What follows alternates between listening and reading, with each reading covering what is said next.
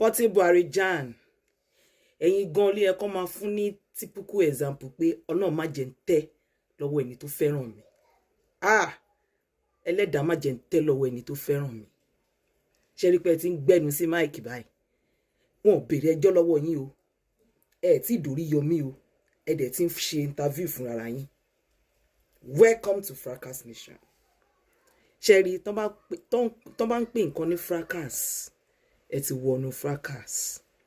Ọ̀rọ̀ tí ó kàn yín. Ẹ̀yin tèmi, arábìnrin yìí ó dragi Portable tí a mọ̀ sí Arijan, ó dragi rẹ̀, ó ní ọ̀rọ̀ tí ó kàn lọ́wọ́ tí ó kàn lẹ́sẹ̀, ó ní òun ló lọ dá sí o, ó ní báyìí ó ní ó ti ń kó bá ara rẹ̀. Ẹ̀yin tèmi, arábìnrin yìí ó sọ̀rọ̀ gidi nínú fọ́nrán yìí, ẹ jẹ́ ká gbọ́ látẹnu arábìnrin yìí.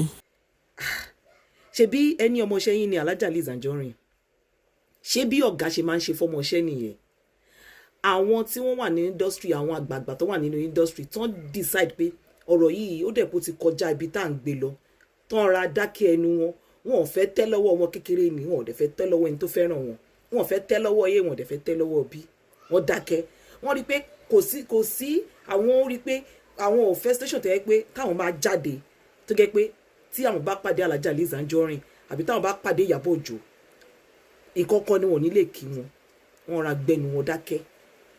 Ṣé rí nǹkan tó ń pè ní fracas tẹ̀sẹ̀ wọ ní ìbáyìí sí? Wọ́n sì ń gbé àwọn tó ṣẹ̀yìn tẹ́ ti ṣẹ̀ tipẹ́tipẹ́, gbogbo àwọn tẹ́ ti jọ ní kanta, gbogbo wọn ló sì ń bọ̀ ń ta. Kì í ṣe Lizzy o, kì í ṣe Alhaja LIZZY ANJORIN ló máa contact wọn. Àwọn fúnra wọn ló máa lọ sí appropriate quarters. Àwọn fúnra wọn ló máa lọ bá blogger pé ó yá ẹ bá mi ṣe báyìí, ẹ bá mi ṣe báyìí.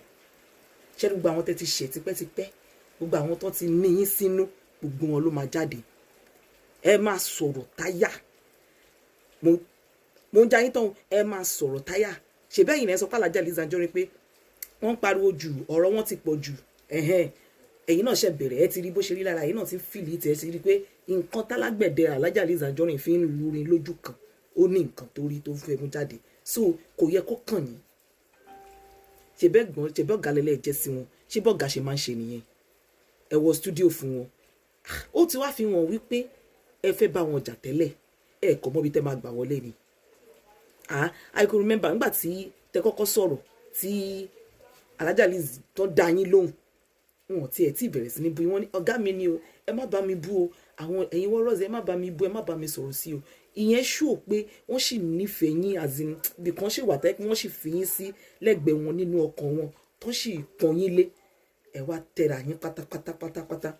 Ẹ ṣe bẹ̀rẹ̀ sí ń gbẹ́nu sí máìkì ni o. Ṣé rí ìyá ọmọ yín, ìyá Fatima, ìyá Mabubu, ẹlòmíì sì máa jáde. I'm telling you. Ṣé rí bí tẹ́ ti ṣẹ̀ sí, gbogbo bí tẹ́ ti fẹsẹ̀ kọ́ sí, gbogbo bí tẹ́ ti fẹnu kọ́ sí, gbogbo wọn ló sì máa jáde. Nǹkan tó ń pè ní fracas nìyẹn. Ọlọ́run ní já wọnú fracas. Ẹ ti wà nínú fracas already. Ẹ láwọ yín báyìí, kẹ́ fún mi lò. Kì í ṣe LIZZY ANJORIN ló ń dẹ wọ́n sí yín o. Wàláhì, woman yẹn ò tiẹ̀ mọ̀ wọ́n rárá.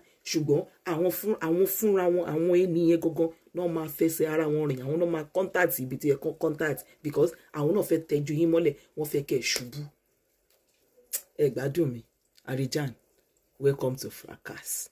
Eléyà kọ́ yín lọ́gbọ́n pé tẹ́ ẹ bá ti lè dá, tẹ́ ẹ bá mọ wọ́n yín dá sọ̀rọ̀, ẹ ra gbẹnu yín dákẹ́.